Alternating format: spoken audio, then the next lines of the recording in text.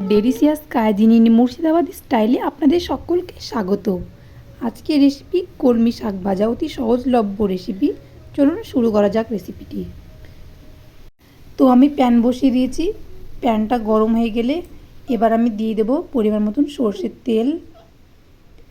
তেলটা গরম হয়ে গেলে এবার আমি দিয়ে দেবো পেঁয়াজ কুচি, রসুন কুচি আর চেরা কাঁচা লঙ্কা। এগুলো ভালো করে ভাজা হয়ে গেলে এবার আমি দিয়ে রাখবো ধুয়ে রাখা কলমি শাকগুলো। তারপর ভালো করে নাড়াচাড়া করে নেব। এই পর্যায়ে আমি ঢেকে দেবো একটু সেদ্ধ হওয়ার জন্য।